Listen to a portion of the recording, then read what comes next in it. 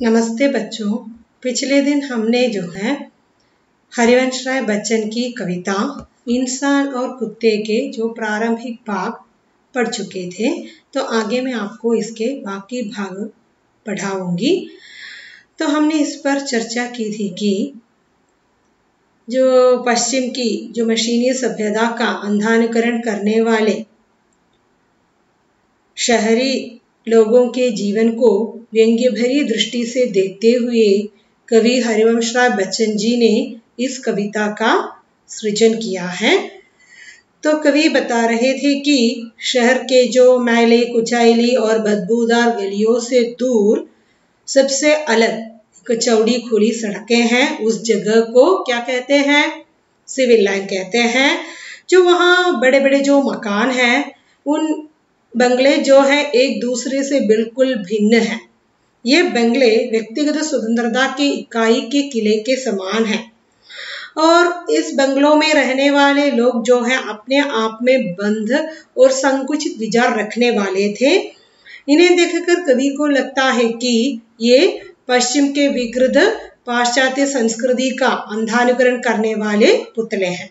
तो आगे कविता आप देख लीजिए, आप सुन लीजिए। पहले 7:10 पर चाय पीते, वक्त छोटे हाजिरी का 8:55, 9:46 छोड़ते घर, ठीक 10 दफ्तर पहुंचते, 5:35 लौटते हैं, खड़ी जो चाहे मिला ले, चाय पीकर क्लब पहुंचते, पिक चढ़ाते, खेलते ब्रिज, लौटकर घर डिनर खाते।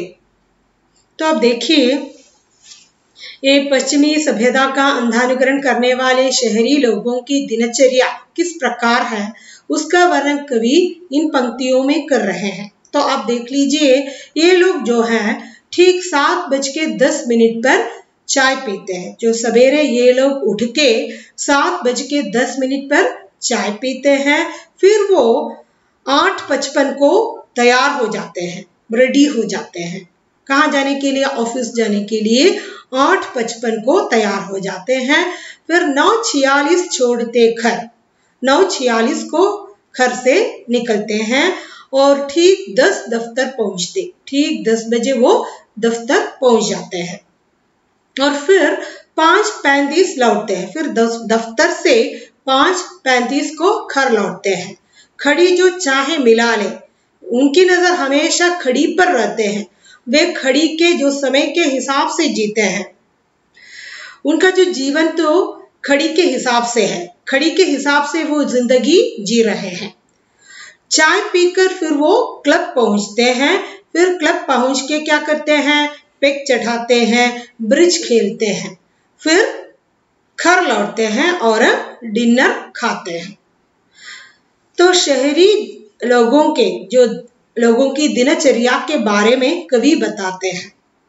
पश्चिम के जो विकृत मशीनी सभ्यता का अंधानुकरण करने वाले शहरी लोगों की दिनचर्या के बारे में कवि बताते हैं। कवि बताते हैं कि वे ठीक 7:10 पर सवेरे के जो चाय पीते हैं, फिर वो ठीक 8:55 को ऑफिस जाने के लिए तैयार हो जाते हैं।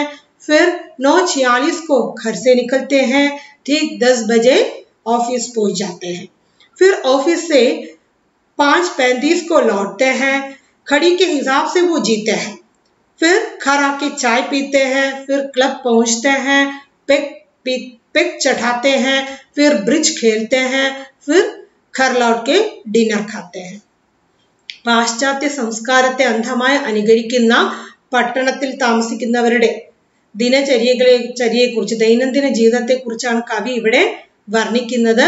അവർ കൃത്യം രാവിലത്തെ ബെഡ് കോഫി കഴിക്കുന്നത് 7:10 ഫിർ 8:55 ഓഫീസിൽ പോകാൻ തയ്യാറാകും. 9:46 വീട്ടിൽ നിന്ന് ഇറങ്ങും, 10 മണിക്ക് ഓഫീസിലെത്തും. എന്നിട്ട് തിരിച്ച് 5:35 ഓഫീസിൽ നിന്ന് തിരിക്കും. സമയಕ್ಕೆ ഹിസാബ് സെ, ക്ലോക്കിലെ സമയം നോക്കിയാണ് അവർ ജീവിക്കുന്നത്. ഓഫീസിൽ നിന്ന് വീട്ടിൽ വന്ന് ചായ കുടിച്ചിട്ട് പിന്നീട് ക്ലബിലേക്ക് പോകും. ക്ലബിൽ പോയി പെഗ് കഴിക്കുന്നു, ബ്രിഡ്ജ് കളിക്കുന്നു, അതിനുശേഷം വീണ്ടും വീട്ടിലേക്ക് തിരിച്ചെത്തുന്നു, ഡിന്നർ കഴിക്കുന്നു. उसके बाद और सिरहाने अलार्म घड़ी लगाकर लेट जाते ठीक 11 बजे, मिनट न कम न ज्यादा। फिर वो क्लब से घर आते हैं, फिर डिनर खाते हैं और ठीक 11 बजे सिरहाने अलार्म घड़ी लगा के वो सोने के लिए लेट जाते हैं। 1 मिनट भी कम नहीं लगते, 1 मिनट भी ज्यादा नहीं लगते। इसलिए कहा करते हैं कि वे समय के हिसाब से जीते हैं। തിരിച്ച് വീട്ടിൽ വന്ന് ഡിന്നർ കഴിച്ചതിന് ശേഷം കറക്റ്റ് 11 മണിക്ക് ക്ലോക്കിൽ അലാറം വെച്ച്, ടൈം പീസിൽ അലാറം വെച്ച് കറക്റ്റ് 11 മണിക്ക് ഉറങ്ങാൻ കിടക്കുന്നു. 1 മിനിറ്റ് പോലും കുറയുകയുമില്ല, 1 മിനിറ്റും കൂടുകയുമില്ല. കറക്റ്റ് 11 മണിക്ക് ഉറങ്ങാൻ കിടന്നിരിക്കും. ये किसी से दोस्ती या दुश्मनी रखते नहीं, संपृक्त अपने से, विरक्त समस्त जग से। यदि पड़ोसी के यहाँ हो मौत चोरी, तो इन्हें लगता पता अखबार पढ़कर। तो आप देख लीजिए, ये किसी से दोस्ती भी नहीं रखते, दुश्मनी भी नहीं रखते, फिर वे उनका मतलब सिर्फ अपने से है, वे समस्त जग से विरक्त रहते हैं। और यदि उनके पड़ोसी के यहाँ किसी की मौत हो या चोरी हो, इसका पता उन्हें उस समय नहीं लगते, इसका पता उन्हें अखबार पढ़कर ही लग जाते हैं। कितना अजीब सा जो जमाना है। आज के इस जमाने में इन सारी की सारी बातों से हम अवगत होते रहते हैं। दैनंदिन जीवन में हम ऐसे नमूनों को देखते रहते हैं, है ना। तो आप सुन लीजिए, പാശ്ചാത്യ സംസ്കാരത്തെ അന്ധമായി അനുകരിച്ച് ജീവിക്കുന്നവർ എന്തൊക്കെ ചെയ്യുന്നു എന്നുള്ളതാണ് കവി ഇവിടെ വർണ്ണിക്കുന്നത്. ഇവർക്ക് ആരുമായിട്ടും സൗഹൃദവുമില്ല, ശത്രുതയുമില്ല. ഇവർ തങ്ങളോട് മാത്രമാണ് കണക്റ്റഡ് ആയിട്ടിരിക്കുന്നത്, മറ്റുള്ളവരിൽ നിന്നും അകന്ന് ജീവിക്കാനാണ് ആഗ്രഹിക്കുന്നത്. उन्हें अपने आप से मतलब है, ये समाज से और देश से दूर रहते हैं. സമൂഹവുമായി യാതൊരു ബന്ധവുമില്ലാതെയാണ് അവർ ജീവിക്കുന്നത്. അതാണ് സംപൃക്ത് അപ്നെ സെ. സംപൃക്ത് का मतलब है കണക്റ്റഡ്, ബന്ധം. അവർക്ക് കണക്ഷൻ ഉള്ളത് അപ്നെ സെ മാത്രം है, സ്വന്തം കാര്യം മാത്രം. വിരക്ത് സമസ്ത ജഗ് से, ये समस्त जग से विरक्त रहते हैं, अनकनेक्टेड है. दुनिया में जो कुछ भी हो रहा हो, समाज में जो कुछ भी हो रहा हो, इनसे उनका कोई लेना देना नहीं है, उन्हें सिर्फ अपने से ही मतलब है. और इनके यहाँ അദ്ദേഹത്തിന്റെ അവരുടെ വീട്ടിന്റെ അടുത്ത് അയൽപക്കത്തിൽ ആരെങ്കിലും മരിക്കുകയോ ഏതെങ്കിലും വീട്ടിൽ കളവ് നടക്കുകയോ ചെയ്താൽ അവർ ആ സമയം ഇതിനെക്കുറിച്ചൊന്നും അറിയുന്നില്ല. അവരെങ്ങനെയാണ് അറിയുന്നത്? പത്രം വായിച്ചാണ് അറിയുന്നത്. തൊട്ടടുത്ത വീട്ടിൽ ആരെങ്കിലും മരണപ്പെട്ടോ അല്ലെങ്കിൽ എവിടെയെങ്കിലും കളവ് നടന്നിട്ടുണ്ടോ എന്ന്. कितना अजीब जमाना है, उसके बारे में कवि ने उस समय वर्णन किया था. तो आप सुन लीजिए, संपृक्त अपने से, विरक्त समस्त जग से, यदि पड़ोसी के यहाँ हो मौत चोरी, तो इन्हें लगता पता अखबार पढ़कर. तो ये लोग जो है समय के हिसाब से जीते हैं. तो कवि बताना चाहते हैं, ये ठीक सवेरे 7:10 पर चाय पीते हैं और 8:55 को रेडी हो जाते हैं ऑफिस जाने के लिए. फिर वो 9:46 को घर से निकलते हैं, ठीक 10 बजे दफ्तर पहुंच जाते हैं. समय के हिसाब से वो जीवन जी रहे हैं और हमेशा उनकी नजर खड़ी पर रहते हैं. और ये दफ्तर से 5:35 को लौटते हैं, लौटकर चाय पीते हैं, फिर क्लब जाते हैं. क्लब में पिक चढ़ाते हैं और ब्रिज खेलते हैं, फिर घर लौटते हैं, डिनर खाते हैं. ठीक 11 बजे अलार्म घड़ी लगाकर वो सो जाते हैं, सोने के लिए लेटते हैं. 1 मिनट भी कम नहीं लगते, 1 मिनट ज्यादा भी नहीं लगते. ठीक 11 बजे वो सोने के लिए लेट जाते हैं. और ये किसी से दोस्ती भी नहीं रखते, दुश्मनी भी नहीं रखते, उन्हें अपने आप से मतलब है. संसार में जो कुछ भी हो रहा हो, समाज में जो कुछ भी हो रहा हो, इनसे उन्हें कोई लेना देना नहीं है. ये विरक्त रहते हैं समस्त जग से. फिर यदि उनके पड़ोसी के यहाँ किसी की मृत्यु हो गई हो, किसी घर में चोरी हो गई हो, इसका पता उन्हें नहीं लगता. ये तो इसका पता उन्हें तब लगता है जब वो अखबार पढ़ते हैं. अखबार पढ़ के इसका पता वो लगा लेते हैं. कितना अजीब जमाना है, इसका वर्णन वो कर रहे हैं. तो कवि ഇവിടെ പാശ്ചാത്യ സംസ്കാരത്തെ അന്ധമായി അനുകരിക്കുന്ന പട്ടണവാസികളെ കുറിച്ച് പറയുകയാണ് 7 മണി 7:10 7:10 കൃത്യമായിട്ട് അവർ ചായ കുടിക്കും. 8:55 ഓഫീസിൽ പോകാൻ തയ്യാറാവും. 9:46 വീട്ടിൽ നിന്ന് ഇറങ്ങും. 10 മണിക്ക് ഓഫീസിലെത്തും. അവര് ക്ലോക്കിലെ ടൈമിനനുസരിച്ച് ജീവിക്കുന്നവരാണ്. കൃത്യം 5:35 ഓഫീസിൽ നിന്ന് തിരിക്കും. വീട്ടിലെത്തി ചായ കുടിക്കും. പിന്നീട് ക്ലബിൽ പോകും, പെഗ് കഴിക്കും, ബ്രിഡ്ജ് കളിക്കും. അതിനുശേഷം വീണ്ടും വീട്ടിലെത്തും, ഡിന്നർ കഴിക്കും. പിന്നീട് കറക്റ്റ് 11 മണിക്ക് അലാറം വെച്ചുകൊണ്ട് ഉറങ്ങാൻ കിടക്കും. 1 മിനിറ്റ് കൂടുകയുമില്ല, 1 മിനിറ്റ് കുറയുകയുമില്ല. അവർക്ക് ആരുമായിട്ട് ഒരു സൗഹൃദവുമില്ല, ശത്രുതയുമില്ല. ഇവർക്ക് സ്വന്തം കാര്യം മാത്രം, സ്വന്തമായി ബന്ധം, മറ്റ് സാമൂഹിക ബന്ധങ്ങളൊന്നുമില്ല. അവരിൽ മാത്രം ഒതുങ്ങി നിൽക്കുന്നു. അവരുടെ ബന്ധം അവരിൽ മാത്രം ചുരുക്കുന്നു, പരിമിതപ്പെടുത്തുന്നു. തന്റെ അയൽവാസി ആയ ആരെങ്കിലും മരണപ്പെടുകയോ അയൽപക്കത്ത് എവിടെയെങ്കിലും കളവ് നടക്കുകയോ ചെയ്താൽ അവരപ്പോൾ അറിയുന്നേയില്ല. പിന്നീട് പത്രം വായിച്ചാണ് ആ അറിവ് അവര് നേടുന്നത്. हर्ष और विषाद और संवेदना के भिक्षुकों को ये भटकते ही नहीं देते हृदय की देहरी पर। बिना परिचय के किसी से बोलना मिलना महान असभ्यता है, शान के और मान के विपरीत भी है। तो कवि बताते हैं आगे, इन लोगों के दिल में जो है संवेदना से कोई लेना देना नहीं है. ഇങ്ങനെയുള്ള ആളുകളുടെ മനസ്സിൽ फीलिंग्स यादृ स्थानവുമില്ല. इसका वर्णन करते हुए कवि बताते हैं कि हर्ष और विषाद और संवेदना के भिक्षुकों को ये भटकते ही नहीं देते हृदय की देहरी पर. സന്തോഷമാകട്ടെ, വിഷാദമാകട്ടെ, ദുഃഖമാകട്ടെ, ഇതെല്ലാം മനുഷ്യ മനസ്സിന്റെ അനുഭൂതികളാണ്. ഈ അനുഭൂതികളാകുന്ന ഭിക്ഷക്കാരെ തന്റെ ഹൃദയ കവാടത്തിലേക്ക് കയറാൻ പോലും അനുവദിക്കാറില്ല. इसका मतलब क्या है? उनके मन में हर्ष और दुख जैसी संवेदनाओं से कोई लेना देना नहीं है. ये उन्हें किसी से कोई मतलब नहीं है, संवेदना से भी कोई मतलब नहीं है. സന്തോഷിക്കേണ്ട സമയത്തും വിഷമിക്കേണ്ട സമയത്തും കോൺസ്റ്റന്റ് ആയിട്ടുള്ള ഒരു ഫീലിംഗ് ആണ് അവർക്കുള്ളത്. അല്ലാതെ സന്തോഷം എന്താണെന്നോ ദുഃഖം എന്താണെന്നോ എന്നുള്ള ആ ഫീലിങ്സിനെ, ആ വേർതിരിച്ചുള്ള ഫീലിങ്സിനൊന്നും ഹൃദയ കവാടത്തിൽ സ്ഥാനം നൽകിയിട്ടില്ല. तो कवि बताते हैं कि हर्ष और विषाद और संवेदना के भिक्षुकों को ये भटकते ही नहीं देते हृदय की दोहरी पर. ये लोग जो है हर्ष और विषाद जैसे संवेदना के भिक्षुकों को अपने हृदय पर स्थान नहीं देते. इसका मतलब है दूसरों के दुख में शामिल होना, दूसरों की जो सुख में शामिल होना इनके बस की बात नहीं है. वे सिर्फ अपने आप में केंद्रित रहते हैं. हमेशा एक कांस्टेंट संवेदना उनके मन में रहते हैं.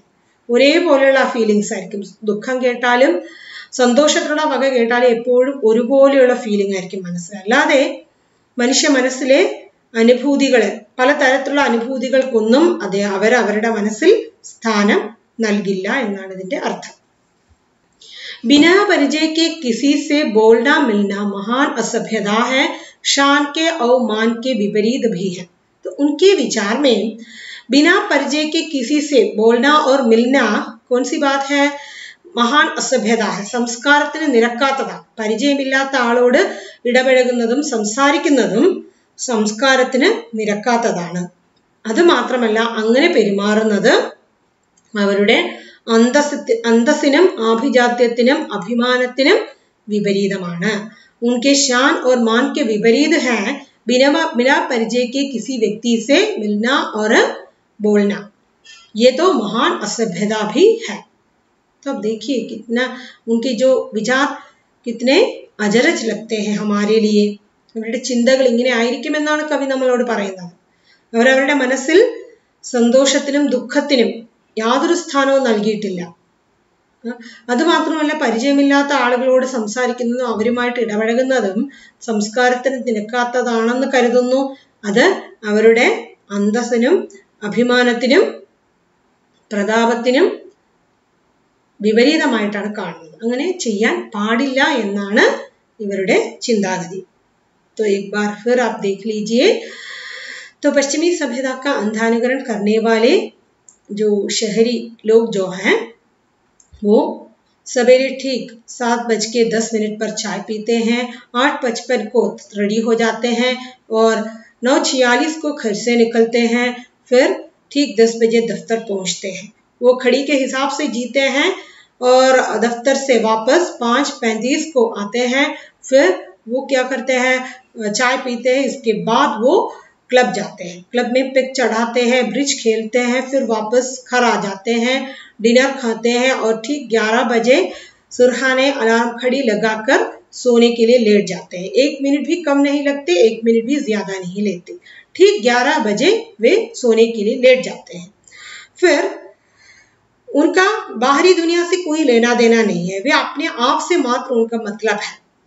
उन्हें जो बाहरी कोई कनेक्शन भी नहीं है, कनेक्शन सिर्फ अपने आप से है। जो समाज में जो कुछ भी हो रहा है इससे उन्हें कोई लेना देना नहीं है। यदि उनके पड़ोस में किसी की मृत्यु हो गई हो, किसी घर में कोई चोरी हो गई हो, तो इसका पता वो अखबार पढ़कर ही लगा लेते हैं। और ये भी नहीं, उनके मन में हर्ष विषाद जैसी संवेदनाओं का कोई स्थान नहीं है। फिर बिना परिचय के, उनके विचार में बिना परिचय के किसी व्यक्ति से मिलना और बोलना ये अपने जो संस्कृति के खिलाफ मानते हैं, ये इसके जो शान और शौकत के विपरीत वो समझते हैं। तो कभी आगे ऐसे जो विचार रखने वाले 2 व्यक्तियों को उदाहरण के तौर पर हमारे सामने प्रस्तुत करते हैं। कवि लगातार 6 महीनों से इस प्रकार के 2 व्यक्तियों को देख रहे हैं। तो वो व्यक्ति किस प्रकार के हैं, आगे देख लीजिए। 6 महीने से बराबर देखता हूं इस तरह के 2 नमूने, घूमने जाते सुबह को, साथ जाते दुम हिलाते हुए कुत्ते, कीमती नस्ली बताते हैसियत भी मालिकों की।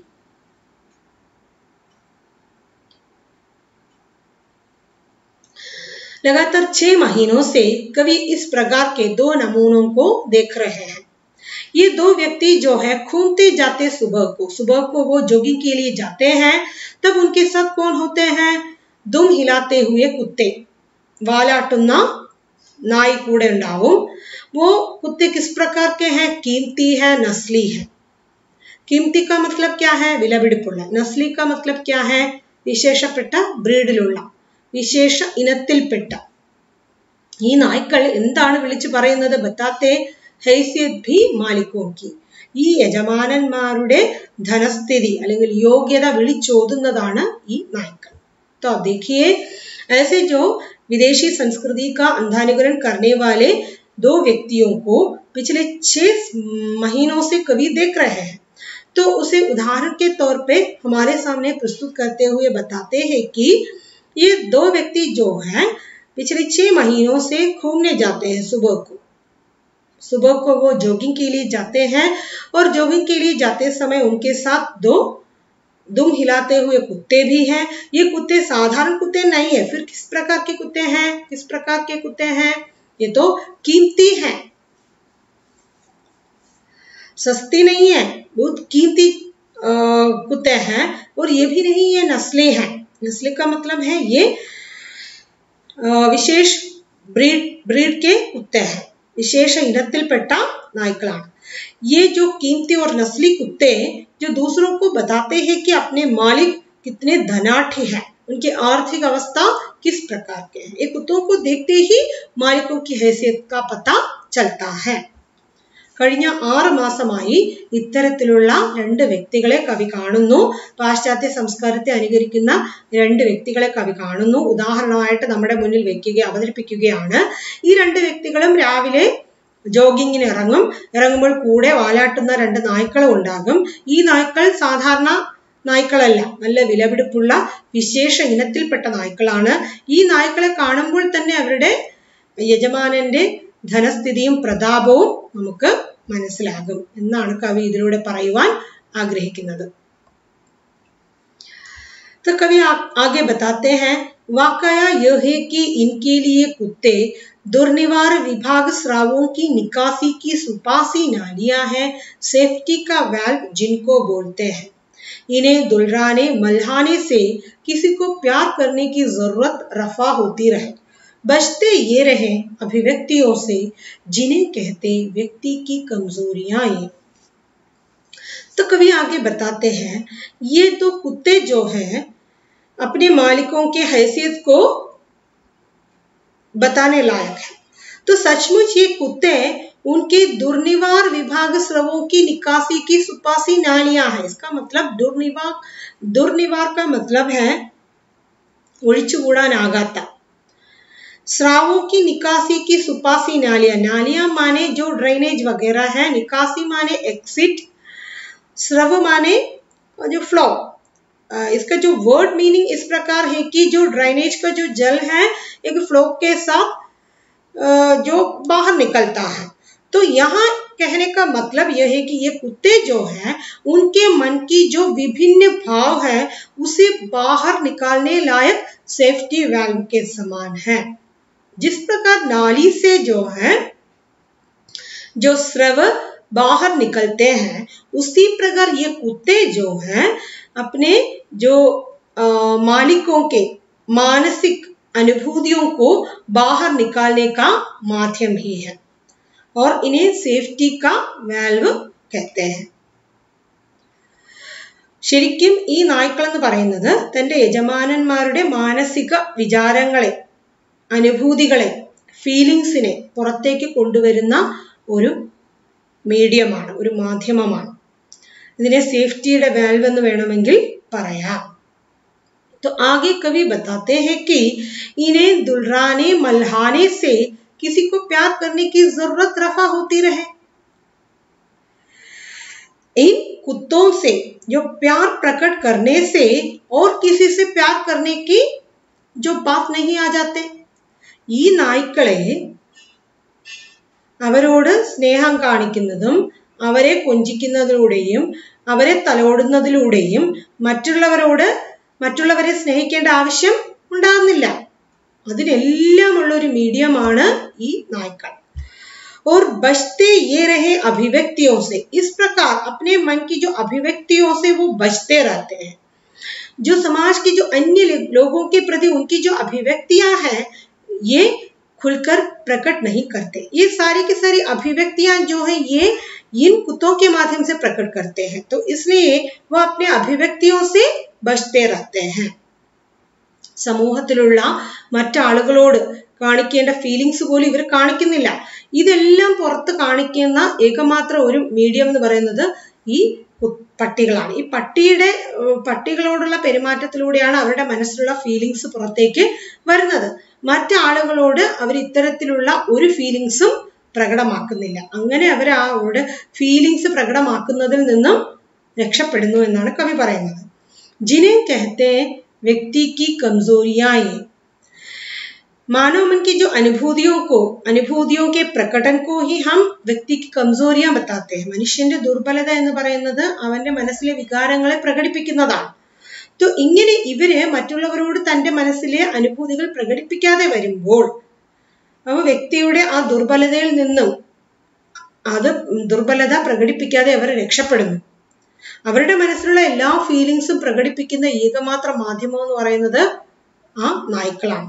അവരുടെ മനസ്സിൽ ദേഷ്യമായാലും ശരി, സന്തോഷമായാലും ശരി, അവർ പ്രകടിപ്പിക്കുന്നത് ആ നായ്ക്കളുടെ അടുത്താണ് അല്ലെങ്കിൽ പട്ടികളുടെ അടുത്താണ്। അല്ലാതെ സാധാരണ ജനങ്ങളോടോ അവരുടെ അയൽപക്കക്കാരോടോ रिश्तेदारों से हो वो अपने मन की अनुभूतियों को प्रकट नहीं करते।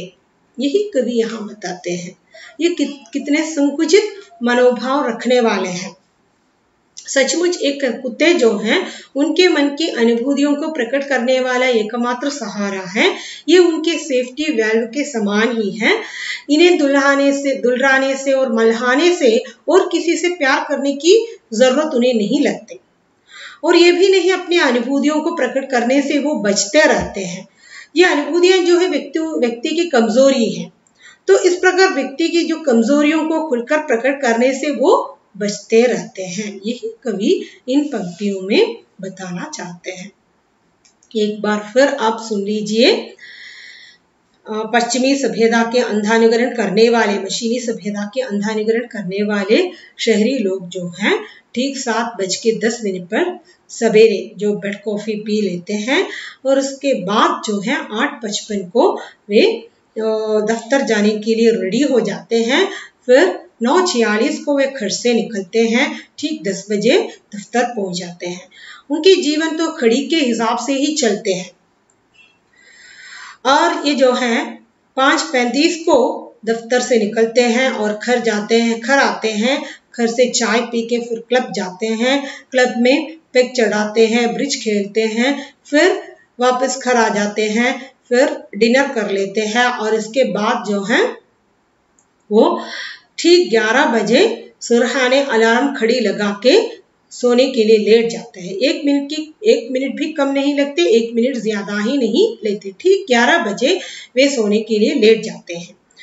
और ये लोग जो है किसी दूसरे से कोई मतलब नहीं रखते, किसी दूसरे से संबंध नहीं जोड़ते, वो किसी से दोस्ती भी नहीं रख लेते हैं और किसी से दुश्मनी भी नहीं रख लेते हैं।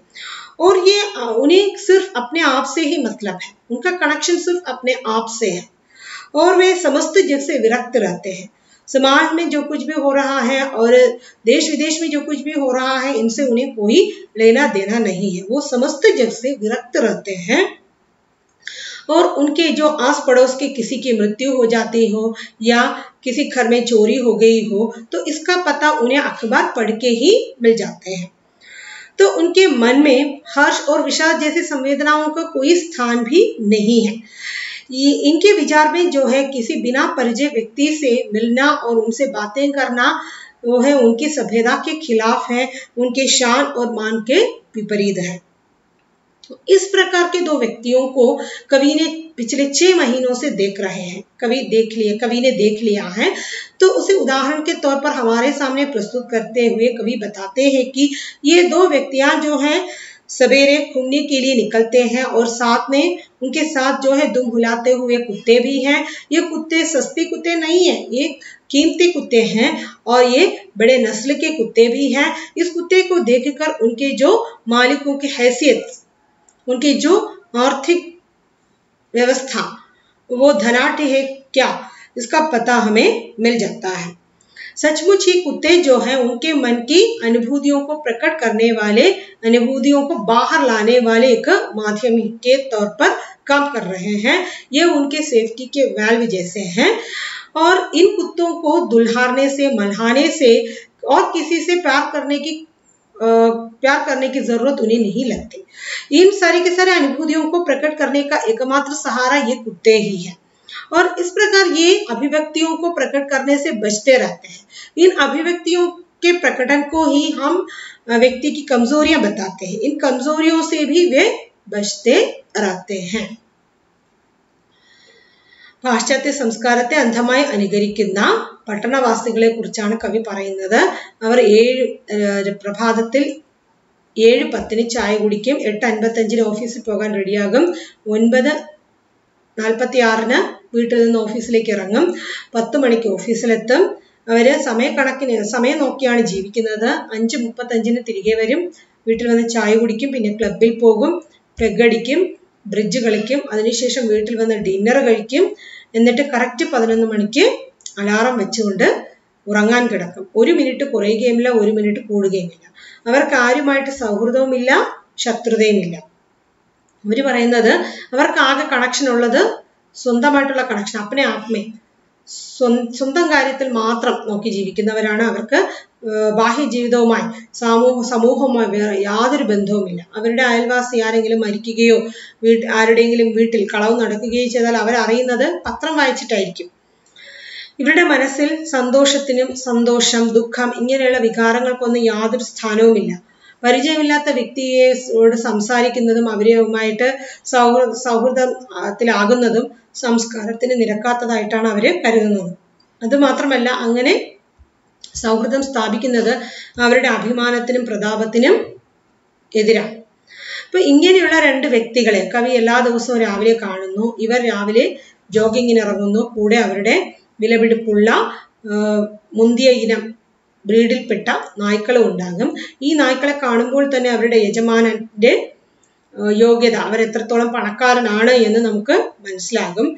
ശരിക്കും ഈ നായ്ക്കൾ എന്ന് പറയുന്നത് ആ യജമാനന്മാരെ സംബന്ധിച്ചിടത്തോളം അവരുടെ മനസ്സിലെ വികാര വിചാരങ്ങളെ പ്രകടിപ്പിക്കാനുള്ള ഒരു മാധ്യമം മാത്രമാണ്. ഇത് അവരുടെ സേഫ്റ്റി വാൽവായിട്ടാണ് പ്രവർത്തിക്കുന്നത്.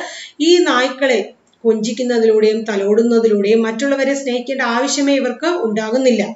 അങ്ങനെ അവര് തന്റെ ഫീലിങ്സ് പ്രകടിപ്പിക്കുന്നതിൽ നിന്ന് രക്ഷപ്പെടുന്നു. ഈ ഫീലിങ്സിന്റെ പ്രകടനത്തെയാണ് നമ്മൾ മനുഷ്യന്റെ ദുർബലത എന്ന് പറയുന്നത്. അതിൽ നിന്ന് അവർ രക്ഷപ്പെടുന്നു. ഇതാണ് കവി ഇതിലൂടെ പറയുവാൻ ആഗ്രഹിക്കുന്നത്.